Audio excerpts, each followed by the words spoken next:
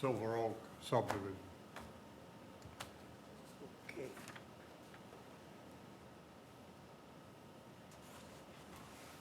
This time I'd like to take the public hearing to order with the proof of publication.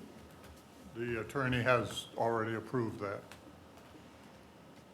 Surveyor's report. This is a 7-lot subdivision up on the state line, right next to Wedgewood Park. We classified it as an urban drain, and this is a maintenance public hearing. My recommendation would be that we establish a maintenance fund at $30 per lot per year for this subdivision, since there's only 7 lots.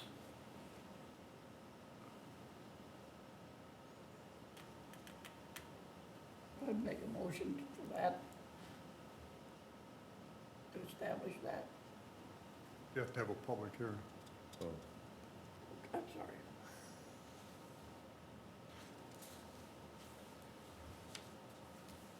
Okay. Open to the public.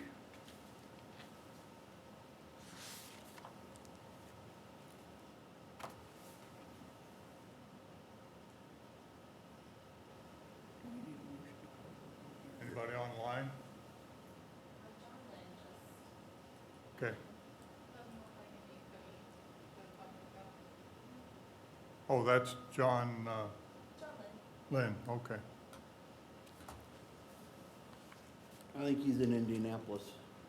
Hmm? He's in Indianapolis. Okay. I need a motion to close the public hearing. I'll make a motion that we close the public hearing on the Silver Oak Estates maintenance. Second. Motion made, second, all in favor? Aye. Opposed, motion carried. Maybe not quite in Indianapolis. What's he, flying down? No, I'm in my car. So Autopilot. my recommendation would be that we establish a $30 per lot per year assessment on that subdivision. Okay, I would like to make a motion to that effect, to $30 per lot per year assessment for the Silver Oaks Estates Maintenance Fund. I'll second. Second, Yeah, all in favor? aye. Opposed, motion Aye. carried. Adjournment, please. I will make a motion that we adjourn the public hearing for the Silver Oaks Estate Maintenance Fund. Second. Motion made, second, all in favor? Aye. Opposed, motion Aye. carried. Motion carried. Okay, This time I'd like to bring the drainage board meeting to order with the approval of the May 3rd minutes.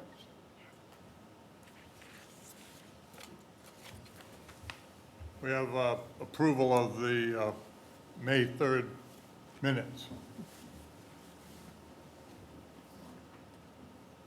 If there's no questions about it, I'll make a motion to approve the May 3rd minutes.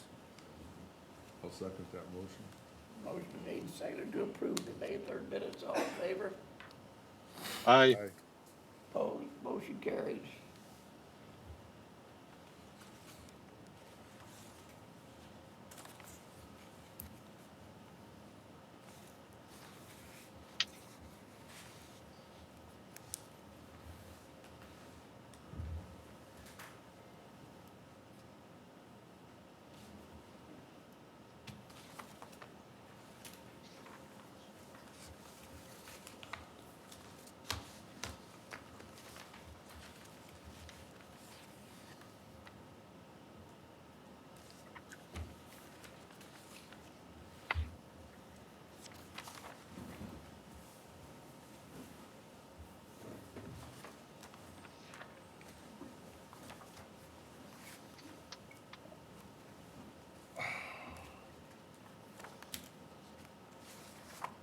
Okay, Proposals, none. Surveyor's report.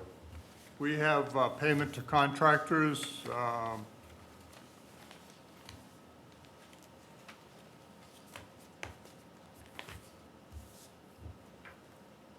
Pretty well, people finishing up the jobs over the winter. Just a question, John, Bailey excavating Grapevine Ditch south of US 20. Wasn't, what was that for? 'Cause Don? was Beaver, wasn't Beaver excavating had the, That's gotta be north of US 20. well, there's one there right above it, says. Well, the north, because he's under contract to do north of US 20. Yeah, And this, while he was in there, there was where the Taylor comes in, he put in a culvert for, the landowner there, which was north. And then, there's a lateral ditch coming in that he did a lot of bank work on. south of US 20? No, that's north as well. So did he do work south of 20? I can't think of anything I- he's done south of US 20. Yeah, I think it's supposed to be north. I believe it's supposed to be north, So it's two different yeah, jobs north of US 20? right. Okay. Yeah, no, I don't think he's done anything south of US 20. No, No. this was south of 20, and the Right. reason I question it, No, that's good. Beaver, Beaver. Beaver was in there. Beaver excavating was supposed to have done that stretch Yes, and they did, from 2 up to 20, so, Right. yeah. yeah. That's just gotta be a mistake on, you know, if you, Yeah, check it out, if he actually did work and what was done, I guess. I mean, I'm not opposed to paying him, I'm just trying to get an understanding, so. yeah, no, I know he's doing the stretch, you know, Yeah. 20 to Darden. And he's had a couple farmers come up and ask him to do extra stuff, like the culvert, and, like I said, there was a bunch of bank erosion I know he worked on one of the lateral ditches coming in, so, but that was all north. Yeah, remember I asked you about that last week? Yeah. And I think they were both north of Yeah. 20. Yeah, Okay, I would recommend that we pay the contractors. yeah. I'll make a motion to pay the contractors as been presented here today. Second. Motion been made and seconded to accept Exhibit A. All in favor? Aye. Aye. Opposed? Motion carried. And we have a couple of change of assessments on the Row and the Kiefer and Pine Creek and Aldridge. I would recommend that that you make those changes.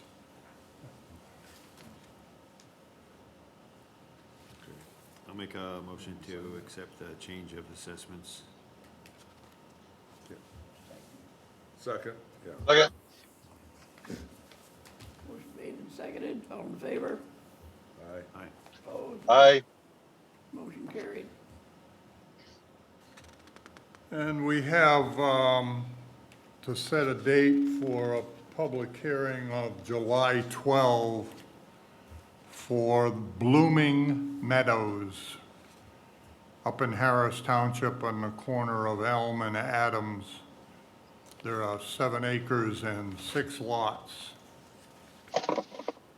And I would recommend that we set a date for July 12th at 8:27 in the morning.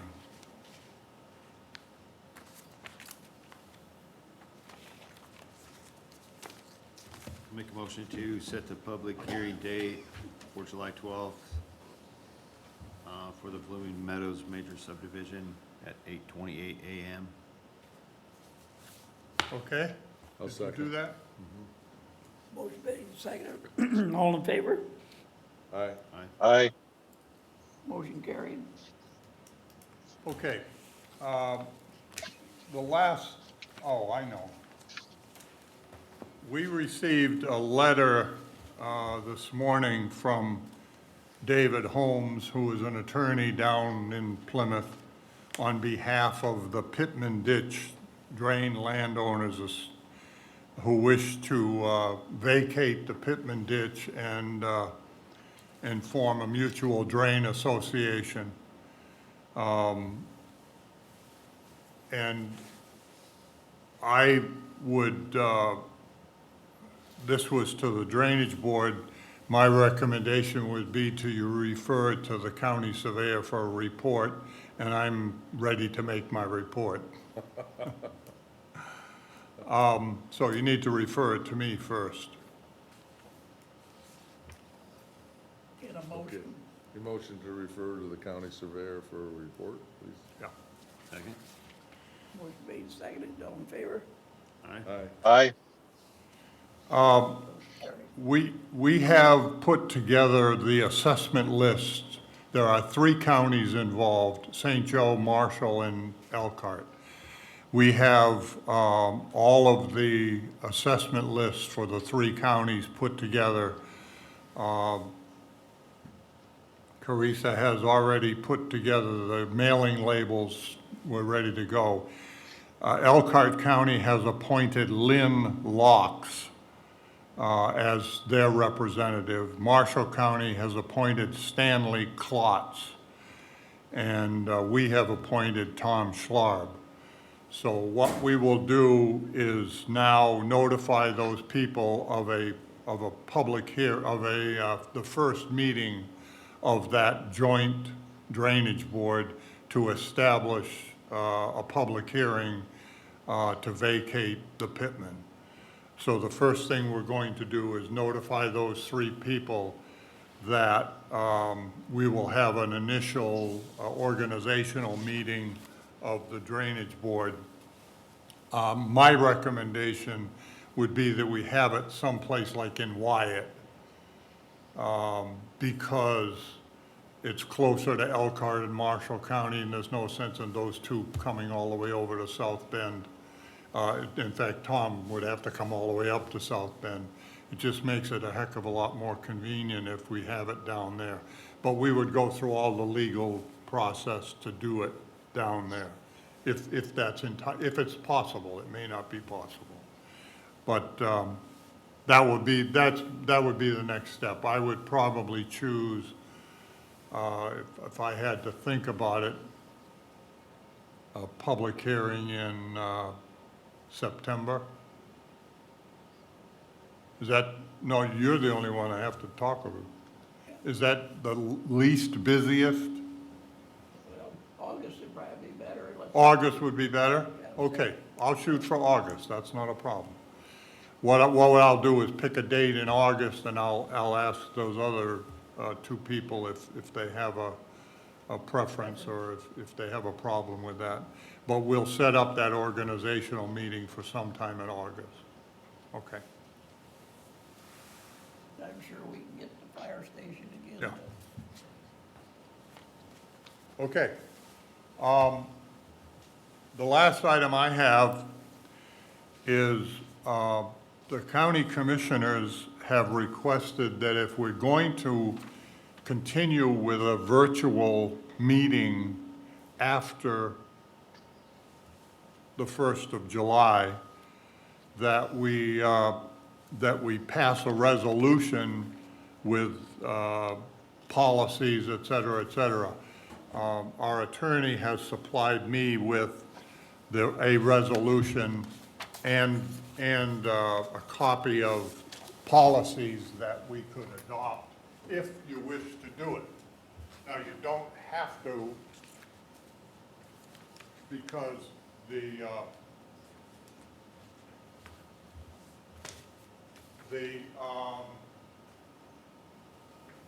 if we can meet in person after, starting in July.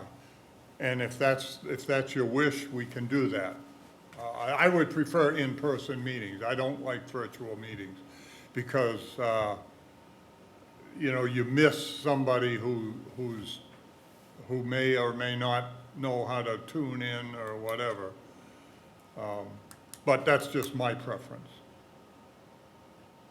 Can it be both as we are today? Is that So an it's not really the commissioners that are asking you to do this. There's a new state law that allows electronic meetings. There's 2 separate sections. One is during normal times, and then one is during a declared public emergency. And under a declared public emergency, you don't have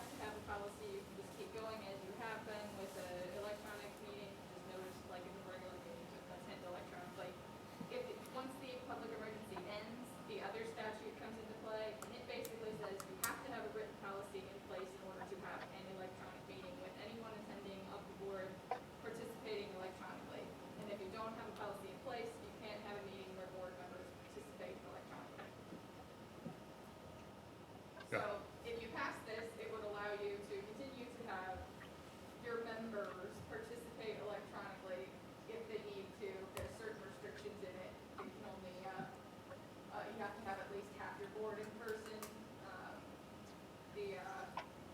I believe they have to attend they could attend 2 meetings in a row electronically, and then they would have to be in person for the third one. Does it allow?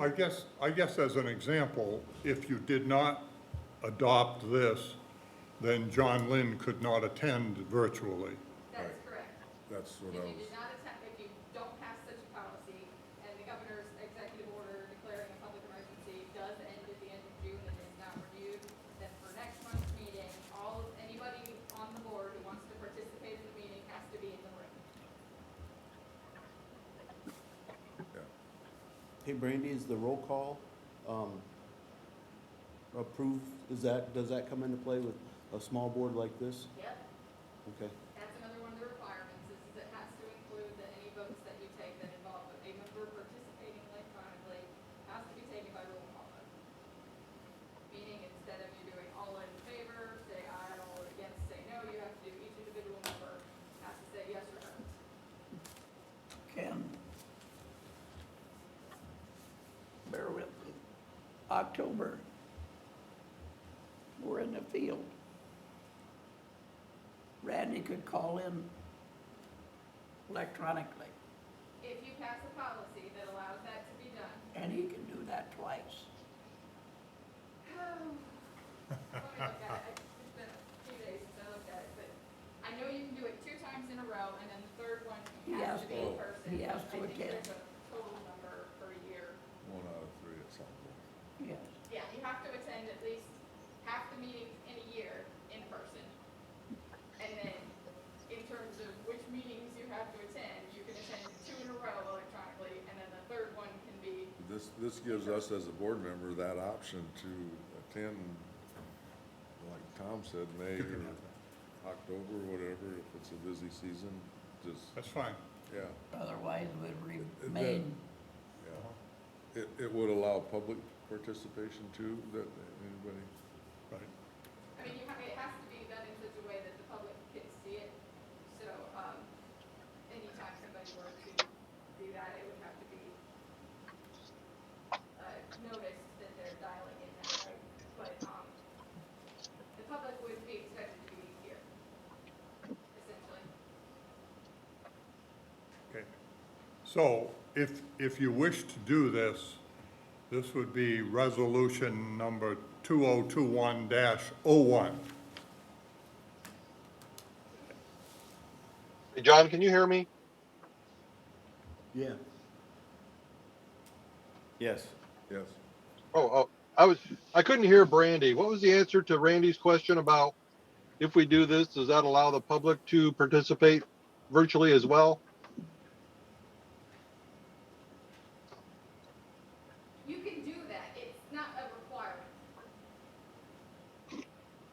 The public would be expected to be in the room, this is for the purpose of allowing you guys. So this resolution is directed more towards the board members, Yeah, not the whole meeting public. Right, which is part of the reason why it requires that someone participating electronically use both video and audio, so that the public here can see Okay. and hear what they're doing. So this resolution does not give the public this option to attend a meeting via Zoom. It doesn't, but that doesn't mean that the county couldn't decide to do that, just as, Would that be the county commissioner's decision or this board or to allow the public to attend virtual? I mean, it would probably be up to the commissioners, but it's because it would have to be. So what once again, what we're talking about today, specifically here today, This is about electronic participation at a meeting by a board member. for the board members only. yeah.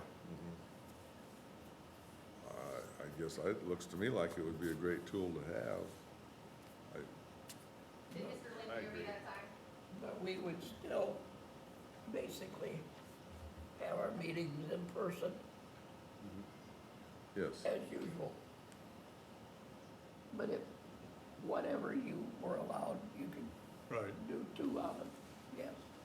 So what you need to do, if you want to do it, is adopt resolution 2021-01 -01 So, with a motion. okay.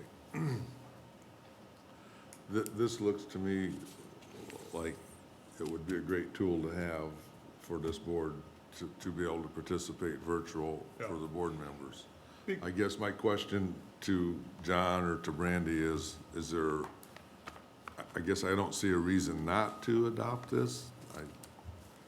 The only reason would be is if you guys feel strongly that you all should be here in person, that would be the only reason I could. Oh, Yeah. no. And Randy, the thing may come up where you just can't get in here, so you can do it Yeah, virtually. yeah, that's right, yeah. Or absolutely. Tom doesn't want, or John doesn't want to drive all the way from North Liberty. Yeah. I mean, if any one of us happens to be traveling for Yeah. whatever reason, it still allows us to attend, you know, to take that time. So, Yeah, I agree. yeah. I would make a motion to adopt this resolution number 2021-01. Is that the proper number? Yeah. I'll second that. Motion been made and seconded to adopt. Sign this one. Okay. 2021-01. All in favor? Aye. Aye. Opposed? Motion carried.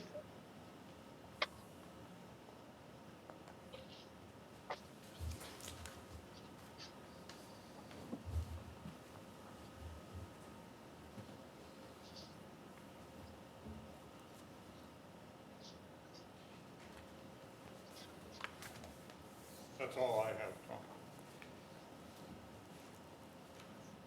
Do we have to do anything? In public, yes. Yeah. Okay, this time over the privilege of the floor. You?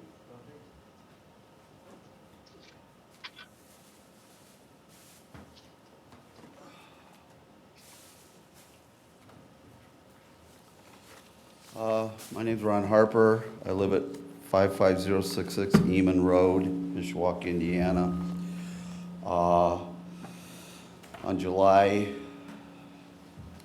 24th, I came home at 4 o'clock from work and found that a letter from the Drainage Board speaking about, dated July 22nd it was, speaking about having dredging work done on the creek in my property. When I got home, I looked at the woods, the egress from the woods into going towards the creek. I thought it was a car that had gone through because it curves around. And that's happened before, but I looked at the angle and I thought, well, this didn't look like a car.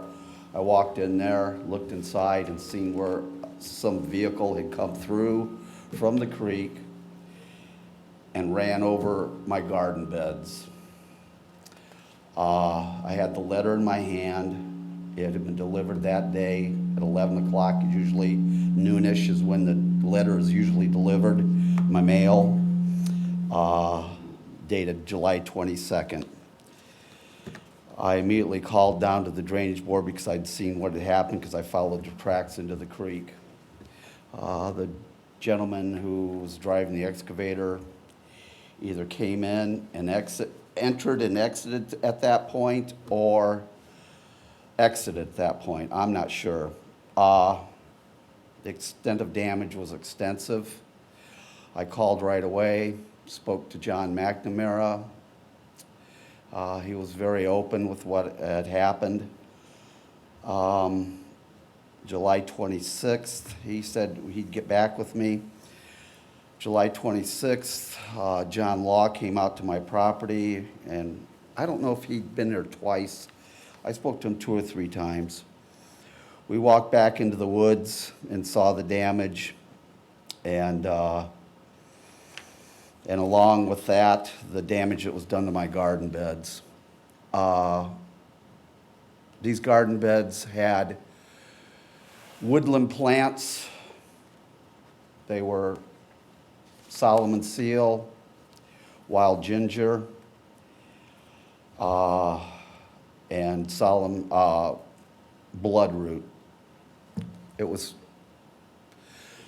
made into 5 beds by the tracks of the excavator. It destroyed a 3-foot by 15-foot track, 2 tracks. And he came out and we looked at what was going on in the woods.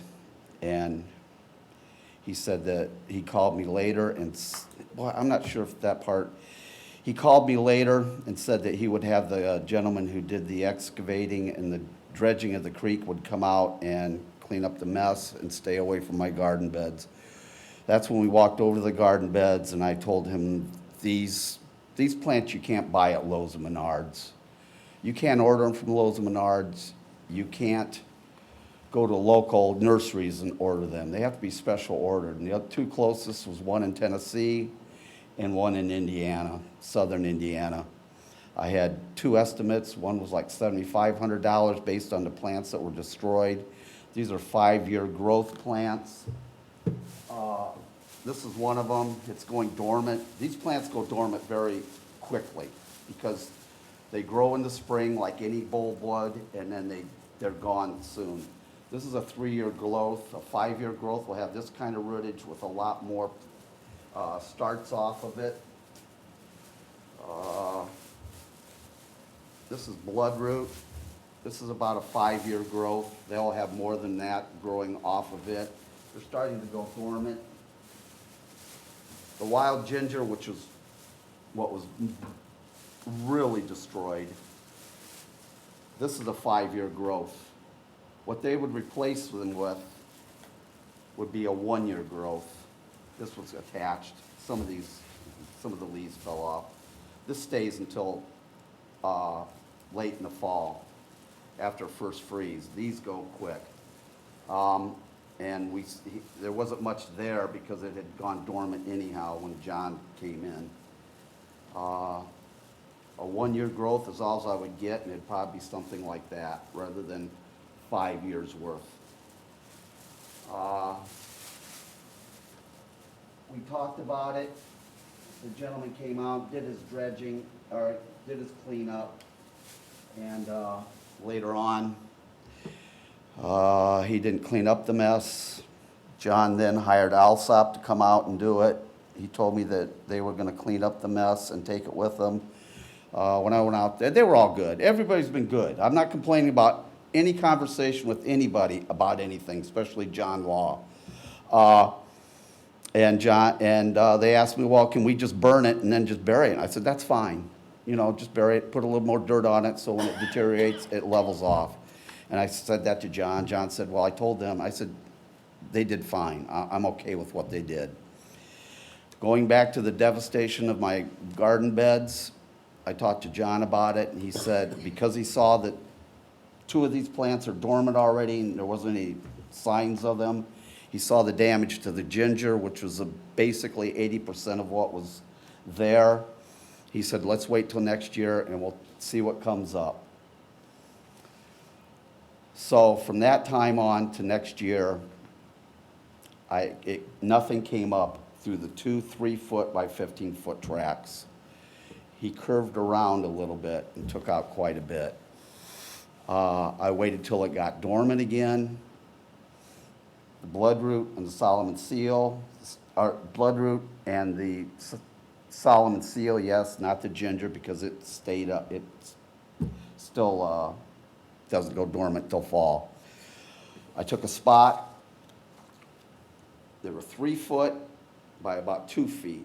I took a spot 1.5 feet by 2 feet, dug it up, got the number of plants that were there, multiplied that times 2 to see how much, estimate the 3-foot devastation. Same with the Solomon seal. And I left 7 of these with, and I know a lot of the board members have changed because this is almost 2 years ago. Brandy Eckler from JWS Specialty. Deb Fleming helped me, and she got me to Andy Kostelinsky, who was part of the board then. She referred me to Kathy Sellers. Kathy Sellers referred me to JWS Specialty, who handles the claims. Brandy Eckler, who I never spoke to, referred to code 2513-3-3. When I looked it up, I saw there were 25 addendums attached to that. And I thought, well, which one is it? She didn't specify. I'm sure it wasn't all 25. I called numerous times, didn't get through, had her voicemail. I can't expect them to want to call me. That's fine. I tried, you know. And eventually, I spoke to Chris Longus. He said, Brandy Eckler, no, not Brandy Eckler, I'm sorry. The lady that took this no longer works there, and he was taking over the cases. And he said he had a few cases that he had to work with. I said, that's fine, I'll get a hold of you as we go along. It took about 6 months. He came back and said, well, was it past 65 feet? It was 87 feet, based on the 65 feet on either side of the creek that you have egress to. And then he said, was there a claim form filled? I said, I spoke to John Law, and I did end up putting one in, and they said, well, we accept that because of what happened when John came out. Finally, after a few conversations and a few more things he wanted to know and I wanted to know, they ended up sending me a letter here, and they said, upon further investigation, we determined the county had sufficient notice of your claim, therefore the 180-day provision does not apply. I presented him with the cost of damages. I even wrote him a letter thanking him for his help with me on this. Again, I left 7 of these with you.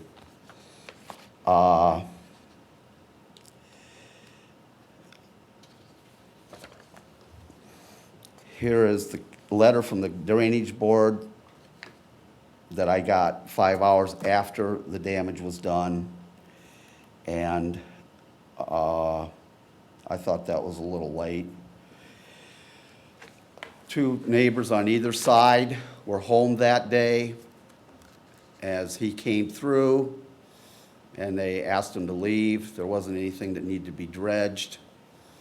They were able to prevent any damages being done to their property. I wasn't home, and this is what happened. Part of this letter says here, several landowners have made special requests prior to the contract be let, and we will do our best to honor those if they do not interfere or hinder the proper working order of the ditch. Well, it seems here that several landowners got their letter in time that they were able to contact. I did not. Then I got this from, it was $2,900 from Allsop Excavating. My damages were to clean that up, and there's pictures here on those booklets I left, and it shows all the stuff that was piled up. It shows the damages. It shows where I dug up the Solomon seal and the bloodroot. It shows the tracks that went through, though they're black and white. You can see how bad it was. He just took it out. I mean, he really did. It showed the thickness of growth here. My footprint shows, my shoe shows how big the plants were. Some of those are this big, which is rare for ginger to grow that big. It's not a dinner plate, but it's bigger than a saucer. There's 23 plants growing per foot. There was 3x2 bloodroot. The ginger was 3 by 15 by 2, 90 square feet. 23 plants per square feet, 90 times 23 equals 2,070 plants that were destroyed. The half, when I told you about the half, was 70 plants counted. Add that by 2, it's 140. and that was a blood root. Solomon Seal, same thing, 65 plants counted times 2. We put 122. It's 130. I went to Cardno in Indiana. No, Native Wildflower in Tennessee. Their price, Solomon Seal, $250 each for 1-year growth. $225 each for Solomon Seal, $225 each for Bloodroot, 1-year growth. Wild Ginger, $150 for 1-year growth. The amount came to $3,774. Cardno in Indiana ended up with a price of over $7,000. Obviously, the Native Wildflower was a much better price. Yeah, I've also left things about showing where the damage was done and that. He finally said that he had sent this back up to Kathy Sellers, and further investigation was done. It is our understanding that this is where everything changed. Everybody was good to me. I was really pleased, patient. It's almost been 2 years. That's fine. People have stuff going on. Chris Longus had a lot going on. He had a lot on his plate. I don't know what happened to that lady before, and he said he needed time. I said, that's fine. It's not going anywhere.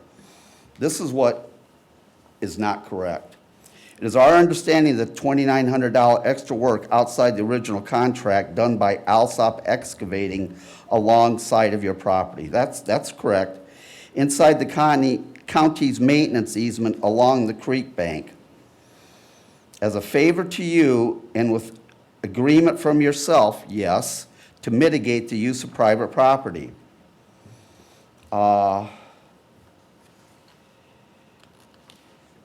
Where's the one part here?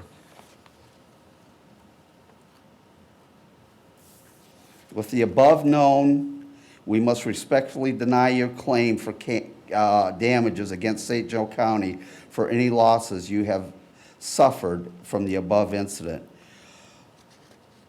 I had an agreement with John Law that I would take an inventory of what was damaged, and that apparently was not part of what WF Specialty gave me.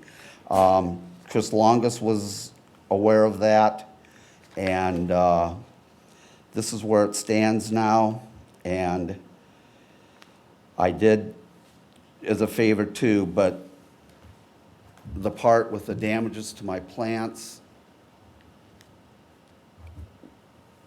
was already previously talked about with him. So I'm asking not now to make a decision. I can come back again next month. If you would please look this over and hopefully find in my favor for the damages that were done. It was 87 feet from the creek bank, and it was a lot of damage. And you can't buy this stuff, you have to order it special. And it took me a long time to collect all that stuff. So I am assuming that you planted all of these, I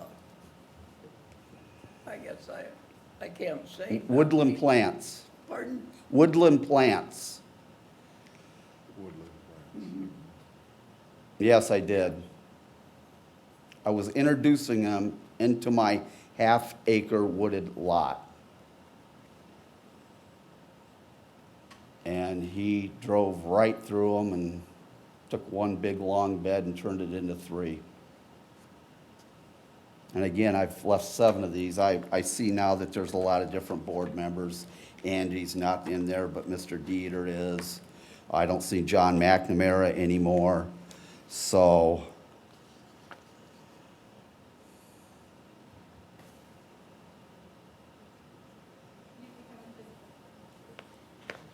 I'm right here. oh, I'm sorry. I didn't know. I didn't see it in in here with your name in there? He's the surveyor, so he's not actually he's, I think, ex officio member. Ah. Well, I spoke to you, I don't expect you to remember, because it was 2 years ago, but I did speak to you July 24th when I was forwarded over to you. And you were looking through the GIS map, and as I tried to explain to you where my lots sat in relation to Eman Road, Myron Street, at the Willow Creek Street subdivision. And it's not a newer subdivision, it's an older one. What is it you want? I mean, the bottom line. The cost of the damage that was done and the replacement of the plants. How much is that? $37.74.99 from Native Wildflower Nursery in Tennessee, $78.53.18 from Cardinal Nursery in Walkerton, Indiana. Okay, Okay, I'm sorry. that request has been denied by the insurance company, Okay. correct? I don't, Well, it's in your file. I mean, yeah, I would suggest you turn it over to my office to review before you make any further Okay. comments. Mr. Law has submitted a report also, and in his report, he denies that there was anywhere near that amount of damage.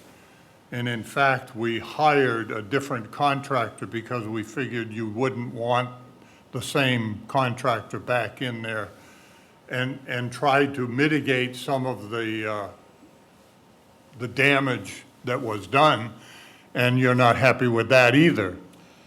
no, that's not entirely correct. I was very happy with what they did when they came out and cleared out Okay. the. I believe that's all we're going to do. That would be my recommendation to the Drainage Board. I've already said I think you need to turn it over to us before making Okay. any further comments or discussion. And what we will do is turn it over to our attorney for further comment. Would that be you? That would be me. Okay. I didn't know if you had given part of this JWS specialty, This is the first I've seen of any. Yes. Oh, I- okay. She I has not wasn't- seen it up till before today. I wasn't aware of that. I didn't get it before. Well, there are 7 of these. Everyone has one.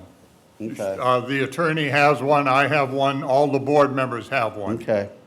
Even John Lynn on virtual has one. Mr. Harper, So we did distribute it. Mr. Harper, would it be okay if we turn this over to our legal counsel? Yeah, Till I'm- next I'm- month I- or whatever it takes? Yeah, I wasn't aware that this was only from Chris Longus. I thought you were working together with him, and this was a collaboration of both of you. I The didn't, insurance company does their own thing. okay, well, Okay. I wasn't aware of that. Okay, what we will do is let her take a look at it, and we will reply to you. Okay, Okay, because what Alsup did was not part of, it was 2 spots. They cleared out the woods a little bit from the, when he came in, but they had nothing to do with the damage that was done to the garden area. okay. So that was 2 separate things. And the mitigation was all about what Alsop did, and they did a fine job. Okay. John, would you care to say anything? John Lynn? No. I'm good, other than, yeah, I think, I'd like to hear what Brandy has to say about it relative to our contractual relationships with our contractors. Okay, We need a motion? John, wait. we will make sure that your report is distributed. It was not. It was not included in Do this. that in public here. So I will get that, we will get that out to the board. And can you send me a copy of the Gary Reed contract for this? Yeah. Yeah. We're still under Okay. privilege of the floor. Is there anybody else here who'd like to make comment on this? No comment? On anything else? Yeah, there's nothing that we can do right now. Okay, Just- so do we need a motion? No. Were you saying, Brandy, then that I can contact you? Was that what you were saying to the board, or? I'm gonna look at the situation and find out what liability the board may or may not have, and I'm their attorney, so I'll tell them. If you have questions, you can contact me. I will do that. Thank you so much. That's it? So no motion to that effect. We're good then, okay. Nothing. Sure. I'll make a motion to adjourn. I'll second that. Motion been made and seconded to adjourn. All in favor? Aye. Aye. Opposed? Aye. Motion carried. Thanks for coming, Jerry. I asked Jerry. So long, everybody. I'm just, John? Yeah, Jerry he needed to listen to what was going on.